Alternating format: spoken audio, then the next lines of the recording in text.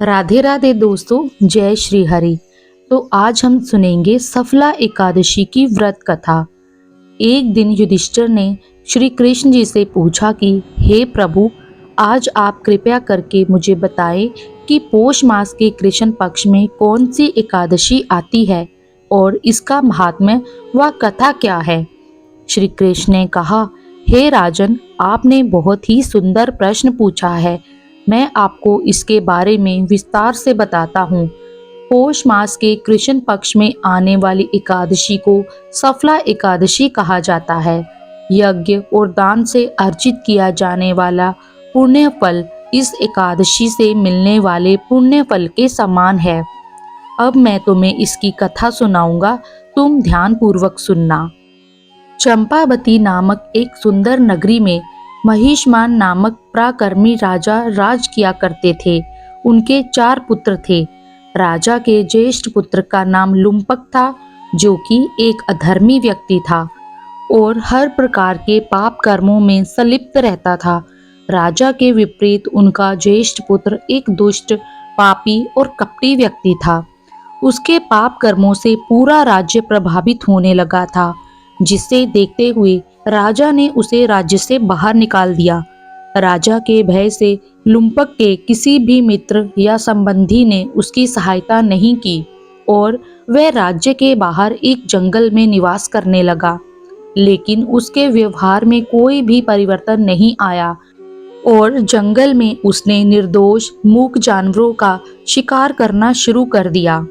इसके अलावा रात्रि के समय उसने नगर में जाकर लूट पाट करना भी शुरू कर दिया। जंगल में वह श्री हरि के प्रिय बरगद के पेड़ के नीचे निवास करता था और इस प्रकार कुछ समय बीत गया। कुछ समय बाद मौसम में बदलाव आया और एक दिन की बात है, वह ठंड के कारण पूरी रात ठिठुरता रहा और सो नहीं पाया। पौष माह में शीतलहर के कहर से बचने के लिए उसके पास पर्याप्त समाधान नहीं थे।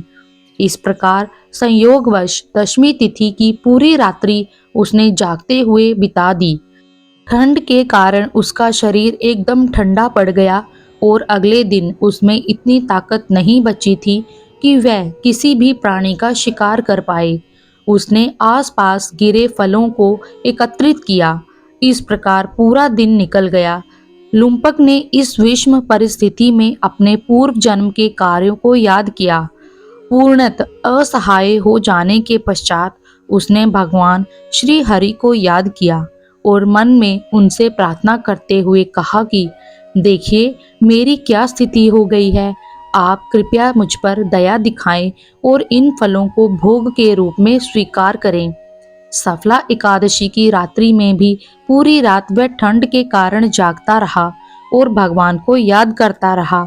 इस प्रकार अनजाने में उससे सफला एकादशी का व्रत पूरा हो गया। अनजाने में ही लुम्पक द्वारा की गई इस तपस्या से भगवान अत्यंत प्रसन्न हुए और अगले दिन सुबह होते ही एक सफेद तेजस्वी घोड़ा लुम्पक के पास आ पहुंचा। उसी क्षण एक आकाशवाणी भी हुई, जिसमें कहा गया कि हे लुम्पक, यह घोड़ा तुम्हारे लिए आया है। तुमने विधि पूर्वक सफला एकादशी का व्रत पूर्ण किया, जिससे परम कल्याणकारी भगवान श्री हरि तुमसे अत्यंत प्रसन्न हुए हैं और तुम्हारे पाप कर्मों का नाश हो गया है। अब तुम इस घोड़े पर सवार होकर अपने राज्य में वापसी कर सकते हो। तुम्हारा राज्य तुम्हें वापस मिल जाएगा, जहां तुम्हें धर्म की स्थापना करते हुए राज करना होगा। आकाशवाणी को सुनकर लुम्पक अत्यंत प्रसन्न हुआ और अपने पिता के पास वापस लौट गया। राज्य में वापस पहुंचकर उसने अपने पिताजी से क्षमा याचना की और यह पूरा वृत्तांत कह सुनाया। अपने बेटे को धर्म के मार्ग पर वापस देखकर राजा को बहुत ही प्रसन्नता हुई और गर्व की अनुभूति भी हुई। इस प्रकार लुम्पक ने पूरी निष्ठा से अपने दायित्व को निभाया और कुछ समय बाद उसका विवाह एक राजकुमारी के साथ हो गया और उसे एक पुत्र रत्न की भी प्राप्ति हुई। राजा महिष्मान ने पूरा राजपाट अपने बेटे को सौंप दिया और जीवन के अंतिम चरण में तपस्या करने निकल पड़े। राजा लुम्पक ने पूरे जीवन अपनी सभी जिम्मेदारियों का निर्वाह किया और अपने पिता के पद चिन्हों पर चलते हुए जीवन के आखिरी समय में राजपाट त्याग दिया और इस प्रकार मृत्यु के पश्चात राजा लुम्पक वैकुंठ धाम को प्राप्त हुआ। कथा का अंत करते हुए भगवान श्री कृष्ण ने महाराज युधिष्ठिर से कहा कि हे राजन, जो भी व्यक्ति सफला एकादशी कथा का पठन या श्रवण पूरी श्रद्धा से करता है, उसे भी राजसूय यज्ञ करने का फल प्राप्त होता है। उसके सभी कष्ट और पापों का अंत हो जाता है और जीवन के बाद उसे मोक्ष की प्राप्ति होती है। तो ये थी सफला एकादशी की व्रत कथा। आपको ये कथा कैसी लगी कमेंट करके बताएं। चैनल पे नए हैं तो सब्सक्राइब करें।